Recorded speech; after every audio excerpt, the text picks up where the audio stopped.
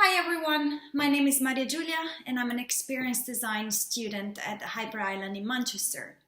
At Harper Island we study human-centered design and this video is my individual assignment of the module called Understanding People. Human-centered design is defined as a creative approach to problem solving that has at the heart of the process the people you are designing for, the users. As such, acquiring a deeper understanding of the people you're designing for and of their behavior is really the foundation of a good human-centered design. Today, I would like to explore with you the value of the so-called extreme users in human-centered design research process. So in this video, we will look at three things. First, who are extreme users and how do you identify them? Second, why are they so valuable in the design process? And third, how to establish empathy. So, first things first, let's take a closer look at what extreme users are. If you imagine the user market as a distribution, this part in the center would represent the mainstream users, and the tails of the distribution would represent extreme users. More traditional approaches to design research focus on the needs of the average user, and often companies concentrate on satisfying the needs of the majority, which is usually their main target market. And this is fine. However, during the research design phase, focusing on only the mainstream consumers can actually limit the possibility for innovation. We will talk more about that in a minute. Being at the extreme sides of the population, these users may have exaggerated needs, thoughts, or behavior compared to the ones of the typical users. So they may be lovers or haters of your product or service. They might be very avid users, or they might be not users of your service at all.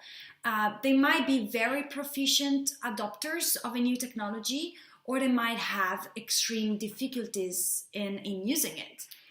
So analyzing extreme users basically means stretching yourself beyond what is typical or easily foreseeable. So you should exercise in stretching yourself, like this. But why are extreme users so valuable in a human-centered design process? As a matter of fact, the risk of designing for the bulk of the customer base is actually that you're sort of designing for your future self, and you may miss out on a broader spectrum of diversity and complexity, which is inherent of the society we live in today.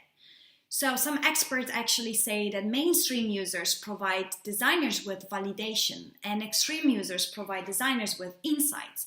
And what this means is that analyzing the behavior of extreme users can help you dig deeper in understanding the why of their behavior and of their habits.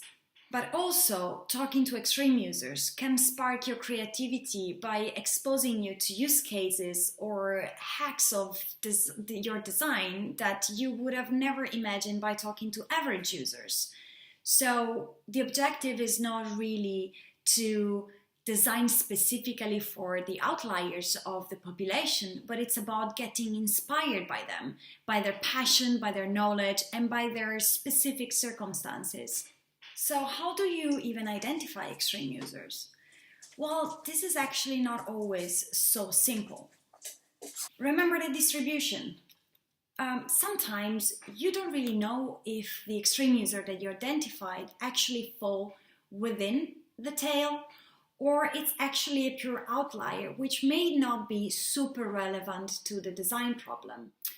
Identifying extreme users is very specific to a project.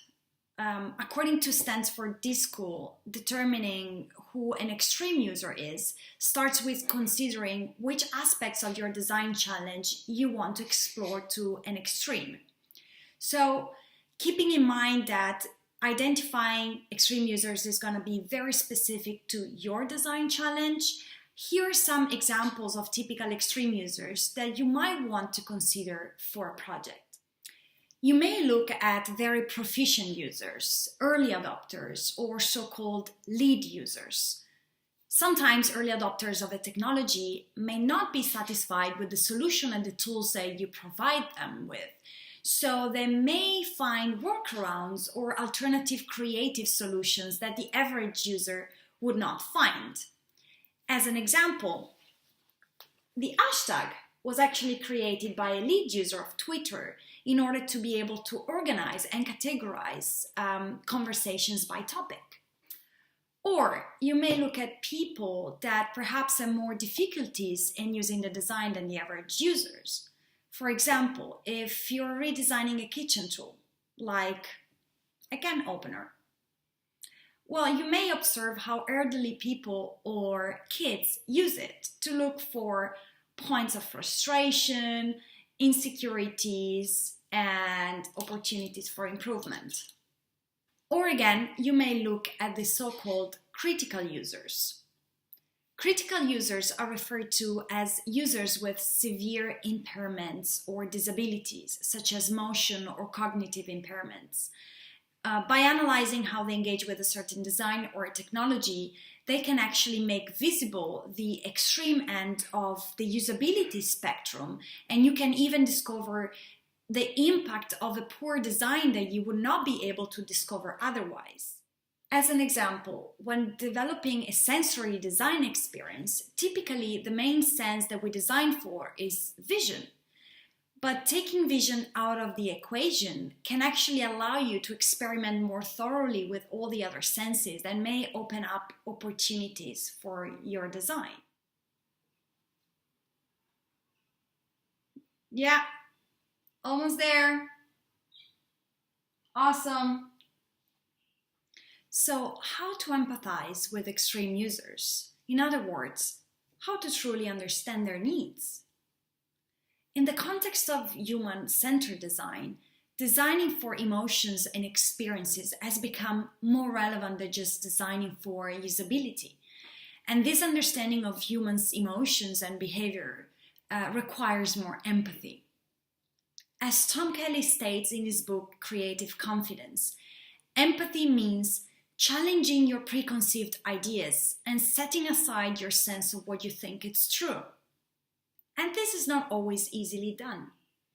So, if establishing empathy is difficult even for mainstream users, how to empathize with extreme users that might not share the same habits or values or even be very far from our everyday context and experiences? Here are some thoughts. When performing primary research, observing the users in their own environment is always beneficial. It really helps establishing a connection and can provide extra insights in how they live their lives and in their habits. But there are even more interesting ways on how to do that. One example is to immerse yourself in their life experience. When Ford engineers redesigned the Ford Focus, they created a third age suit, which was a bodysuit that mimicked their vision and the range of motion of the elderly. Another example is to observe extreme users from an analogous context. This means a context which is not the same you are researching, but has analogous characteristics and meaningful parallels. As an example, if you are developing a solution for an emergency room in a hospital and you don't have an easy access to extreme users in that segment, well, you might think about other highly technical, high risk and high intensity environments that you may have access to. And last but not least, you can actually turn yourself into an extreme user. Because, let's face it, anybody can be an extreme user. So, recapping. We talked about who extreme users are and how to identify them. Then we talked about the value that they have into a human-centered design research process. And then we talked a bit about how to establish empathy. This video has clearly just scratched the surface, and I would really like to know more about your experience in including extreme users in your design research. So please do share any thoughts or comments either here below or reach out to me on Twitter or LinkedIn. For now, thank you and have a great day. Bye bye.